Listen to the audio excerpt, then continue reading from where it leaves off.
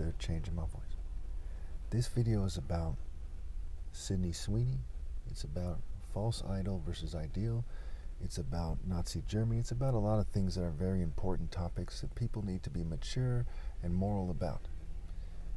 It is about, the fact that when I was a young kid, I saw myself as very unattractive, as a weird, kind of ugly kid, and I'd say the simplest answer, in some senses that's true, in some senses it's very not true. It's called the ugly duckling effect.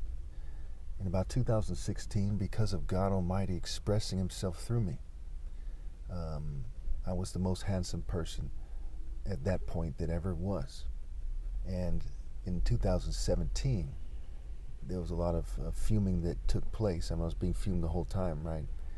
I've been fumed since maybe 2012 or so. I've been poisoned and fumed my whole life, but it got a lot worse at some point. But due to the fuming, I went blind for several days. I was crippled for several days. I had to crawl around, and my look started changing rapidly. I started looking like a concentration camp victim, one of the black people, black Jews in the concentration camp or something. And so, over time, my looks have changed a bit.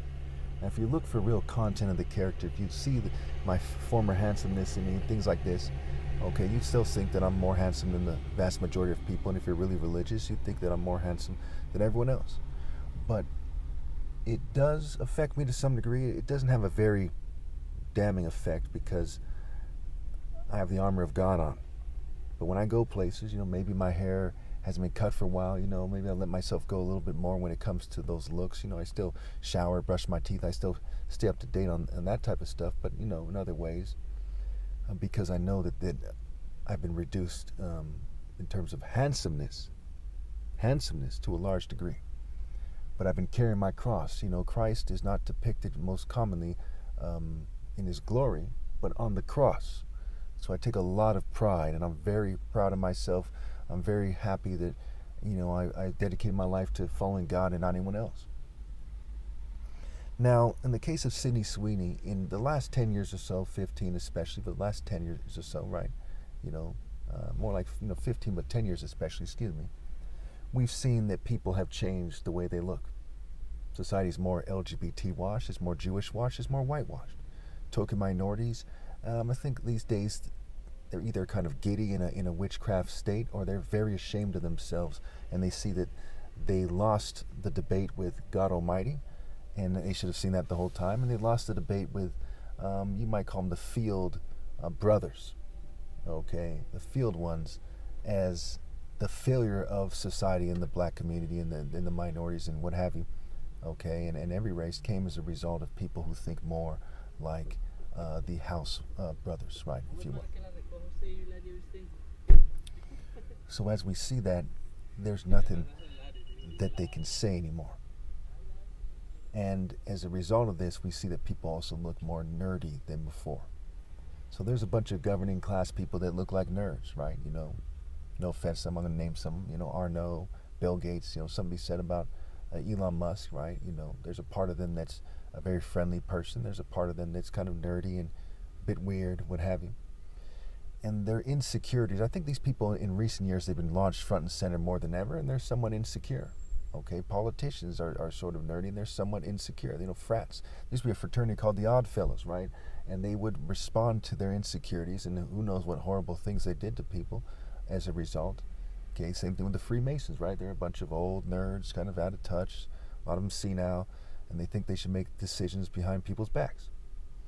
And I'm not saying this at this point, I'm mad at them for it, but I'm not saying this to kind of bash them. I'm trying to point out the facts here. I'm pointing out the facts here. And the fact of the matter is what they're doing is clearly wrong, and they should stop doing it. So at this point, I've suffered a lot of financial sabotage. I have 23 witnesses on record to people targeting me. Even though the top martial artist ever possible, a son of 2 doctors, one a brain surgeon and a humanitarian, society put a special emphasis on keeping me from looking good. Right now, they do things with technology that make it so that I can't go to the car wash because of my condition. I can't wipe down my car. My family members treat me with a certain, indifference at times because, the government is coercing them, I guess is the best word to use here. Although my parents are blameless for bringing me into this world. And so quite often my car has dirt on it. Right now I'm driving with one of my tires has a black rim on it, and it is, I wouldn't say it's humiliating. I mean, I have bumper stickers to make clear that I'm top martial artist. They can tell by the arguments that are made that I'm serious. They see me as a tall and, still athletic, handsome black man who's more serious than everyone else. Everyone else looks like some, animaniac to me, compared to me, Simpson character, what have you. So they know that I'm right. They know that I'm targeted for manning up. It's the Christ on the cross effect, except for not that fairy false image nonsense, but the real Christ. And that also connects to this Sweeney thing, as she has a kind of LGBT kind of quote-unquote Queer look on her face. And that Q word has the word ear in it. It's with an E, with two E's instead of an EA. And they're trying to promote that look. Just like they say with Black Lives Matter, they're trying to put the LGBT people front and center. It's with like every culture, and it's failed miserably. And so has white supremacy, Jewish supremacy, things I've been arguing against my whole life. I say people are trying to bawl and ignore the deeper call, and they've really sold everyone out as a result. They sold their children out, what have you. And some people somewhere, somehow, don't want me to bring up the fact that people shouldn't be having kids. They want to disassociate, the way that Sweeney seems to be, and to just live their Luciferian light, right? The fairy, the Pharisee, the Luciferian. It's very sad. There's a reason why the word laughters is the word slaughter scrambled. Because people are being slaughtered. They're starving to death. They're dying of drug overdoses, homicides, preventable deaths. We could have been a lot further along with the cancer research. We could be tying tubes so we don't have to worry about overpopulation. Okay, it could have population control in a way that's responsible instead of some corporate lunacy. Okay, and population distribution in a way that's responsible. We could build new cities to, decongest the traffic in Los Angeles, New York, what have you. But instead of exploring these ideas and pinpointing what is morally precise, okay, people don't want to do that. They just want to act like selfish brats and think that they should, control the other populations and quote unquote be fruitful and multiply. But by their fruits, and their fruits are evil, and they're multiplying evil. And people should not be breeding no matter what. See Luke 23, blessed are the childless women, the breasts that never nursed, the wombs that never bore. Pretty straightforward. We see in Jeremiah as well, where he says, you're not supposed to reproduce on this planet. Okay, in the end, he refers to it as the land, but you connect it to Jeremiah 51, Babylon, Isaiah 24, Isaiah 34, etc. You see that in Psalm 9, you see that they're talking about the whole earth.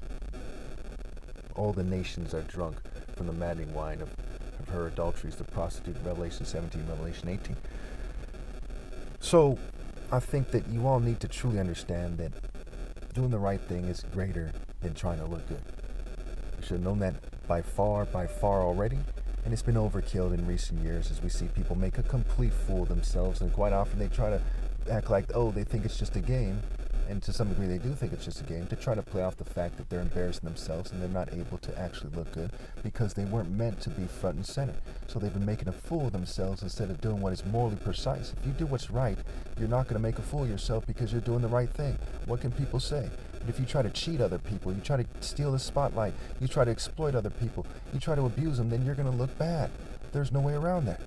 A righteous person reaps the rewards of righteousness. A wicked person is always put to shame, whether everyone sees it or not.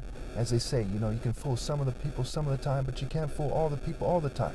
So they're trying to fool the fools and have the wise see them as evil and so on and so forth and embarrassed and foolish. It's not a smart plan. People need to start thinking with moral precision, logic, with their heart, with righteousness. They need to do what is precisely right. When you're righteous, it doesn't matter how you look. Okay, I'm the top martial artist ever possible. No matter how I look. Martial is marital scrambled, and I Christ and the bridegroom, the Son of God. No matter how I look. I could look like Freddy Krueger or something, but the facts still point to me. And so, you're not going to get what you're looking for, that kind of peace of mind, that satisfaction, a worthwhile life by doing what you're doing. I am the way, the truth, and the life.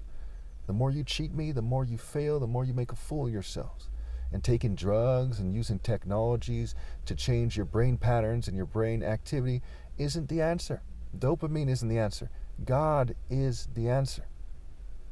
True love must be derived from righteousness and justice. And you all know what is right and wrong in regards to relationships, in regards to whether LGBT activity is wrong or not. You all know the answer to these things. You're playing stupid, you're breaking into camps, and you're just ruining everyone's lives. There's sins that people have to deal with. okay, in order to live a worthwhile life. Some are more sexual in nature. They're all kind of connected together. Some are more about stealing, arrogance, false pride. Some have to do with wrath and just being an evil person that lets life's worries and stresses and troubles gets them. Okay.